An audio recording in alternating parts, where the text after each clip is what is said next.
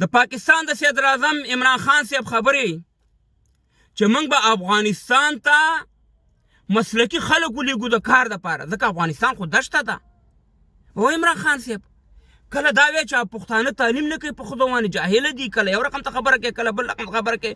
او هغې ته د یو افغان تعلیم معلم نشته، دغه ما کسې لګولې، دته زه افغان ویم، دته د نر بچی ویم، دته د ده پښتو د ده غیرت ته زما سلام، دلته ما عکس لګولې افغانانو ورنو چې ده ورته زبردست جواب ورکړی. خو موږ به عمران خان ته جواب ورکوو، موږ ولس او موږ خلک. موږ عمران خان ته دا ویو چې ته موږ ته خلک مه رالیږه. اول نمبر دا کار دی چې پاکستان دهشتګرد د زمونږ وطن ته نه رالېږي افغانستان ته.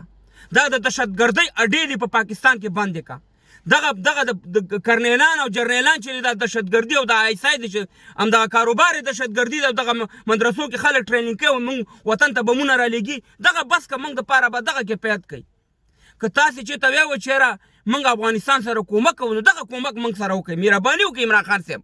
زه احترام په احترام درته خبره کوم. بل ته د خپل 100 لکو پاکستانیانو غم وکړه چې په دنیا کې مهاجر دي، 40 لکه په سعودي عرب کې مهاجر دي. د هغې غم دی وکړه، هغه دې وطن ته راوله، هلته ورته کاروبار جوړ کړه. زموږ په وطن کې چې دا خلک مهاجر شوي، خو دا خو د پاکستان د لاسه دومخي پالیسۍ د لاسه مهاجر دي. نو د خپلو پاکستانیانو غم دی وکړه. هر یو پاکستانی د 2,40,000 پاکستانی روپۍ د امریکایانو، د برطانیانو، د فرانسویانو قرضداره دی، د کافرو قرضداره دی. هغه قرض خلاص کړه. زمونږ غم مه کوه. زمونږ سره چې کومک کې خدای ته وګوري، دا د اډیم بندې کوي، دا د دهشتګردیانو او دا خودکش او دا خلک چې هلته ټریننګ کوي، زمونږ وطن ته یې مه رالېږئ. موږ پوهېږو، زمونږ کار پوهېږئ. انشاءالله تاسې هغه پاکستان چې دغه 2001 نه 2015 پورې په لکاو پاکستانیانو په کابل کې کار کو، 80,000 پنجابیانو په کابل کې کار کو. افغانان ورونو د دغه شان د خلکو که طالب وي که هر شی وي، د دغه شان د خلکو غږ اوچت کې دا قسم چې ما لګولې، او موږ به ملي مبارزه کوو. د طالب د صفت په وجه باندې زما 3 غټ پیجونه د منځه لاړه، 4 فیسبوکونه مې د منځه لاړه. زه په دې ټوله دسیسې پوهېږم چې اوس طالب ارګ ته رسېدلی، د طالب مخالف پاکستان میډیا ده، ټوله میډیا ده.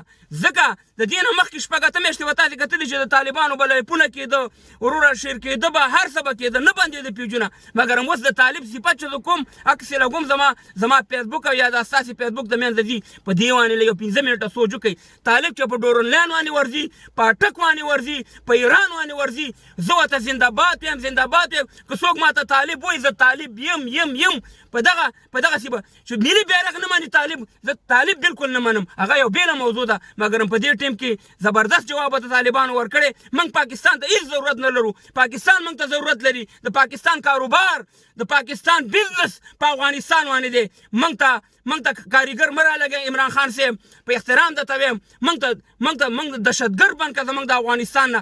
زموږ مکتبونه وران کړه، زموږ سړکونه وران کړه، زموږ تیارې هم لیلام کړي، کباړ هم کړي، زموږ کابل هم په وینو اخته کړو. دا 15 کاله تاسې دغه جنګ شاته ټول همدغه تاسې پاکستان دهشتګرد او دغه پنجاب دهشتګرد د دې شاته ولاړ دی. د دغې بندېدل د نه غواړو. په الله سپارم، د ویډیو مخکې شیر کړئ چې جواب ورته